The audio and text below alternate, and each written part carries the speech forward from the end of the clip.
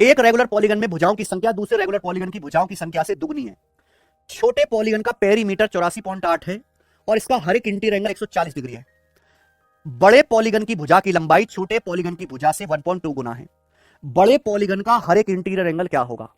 जितना बड़ा पॉलीगन होगा उसमें उतनी ज्यादा साइड्स होंगी, उसके उतने जो है ज्यादा साइड होंगी, उतने बड़े बड़े इंटीरियर एंगल होंगे। बताओ, दो रेगुलर पॉलीगन है, एक बड़ा एक छोटा। दो रेगुलर पॉलीगन है प्यारे दोस्तों, एक बड़ा और एक छोटा। यहां पे बिल्कुल भी आपको परेशान कंफ्यूज नहीं होना है। सवाल में बोला गया कि एक रेगुलर पॉलीगन की भुजाओं की संख्या दूसरे रेगुलर पॉलीगन की भुजाओं से दुगनी है, यानी कि अगर छोटे में एक भुजा है तो बड़े में दो साइड है। ये दोनों रेगुलर पॉलीगन की साइड का रेशियो है, साइड्स का रेशियो। ठीक बच्चे, सवाल में बोला कि छोटा वाला जो हमारा रेगुलर पॉलीगन है, छोटा वाला, उसका पेरीमीटर दिया है। छोटे वाले रेगुलर पॉलीगन का हर एक इंटीरियर एंगल दिया, छोटे वाले रेगुलर पॉलीगन का। आपसे पूछा बड़े वाले पॉलीगन का हर एक इंटीरियर एंगल क्या है। बिल्कुल पिछले सवाल की तरह है।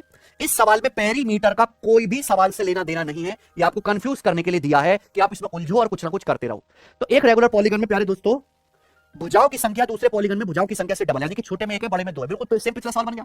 छोटा वाला जो रेगुलर पॉलीगन है, छोटा वाला, उसका एक इंटीरियर एंगल दिया है और आपसे क्या पूछा? उसका एक एक्सटीरियर एंगल पूछा, इंटीरियर एंगल, बड़े वाले का इंटीरियर एंगल पूछा है। बताइए। देखो बच्चों, मैंने आपको पिछला वाला सवाल बताया बेसिक मेथड से, एक और तरीका इस सवाल में, दोनों सेम ही सवाल है, दूसरा तरीका बताता हूं। रेगुलर पॉलीगन का एक्सटीरियर एंगल क्या होता है? एक्सटीरियर एंगल होता है 360 डिग्री बटे n। ठीक है, कोई दिक्कत? या मैं ऐसे कह सकता हूं कि अगर प्यारे दोस्तों ये रेगुलर पॉलीगन में भुजाओं की संख्या, किसी भी रेगुलर पॉलीगन में भुजाओं की संख्या और एक्सटीरियर एंगल की गुणा क्या रहती है? सेम होती है।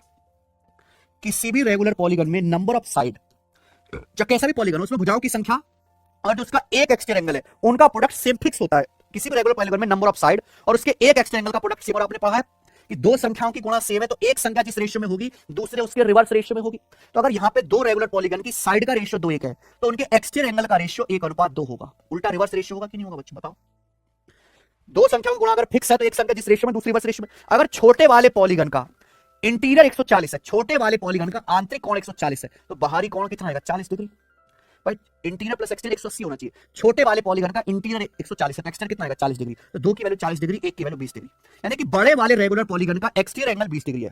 बड़े वाले रेगुलर पॉलीगन का एक्सटीरियर बाह्य कोण 20 डिग्री है, तो बड़े वाले रेगुलर पॉलीगन का इंटीरियर एंगल आएगा 180 में से 20 घटाएंगे 160 डिग्री। ये आंसर आ गया बेटा। बार बार सवाल, अगर एक रेगुलर पॉलीगन का एक्सटीरियर एंगल 18 डिग्री है तो इस रेगुलर पॉलीगन में डायगोनल की संख्या क्या होगी?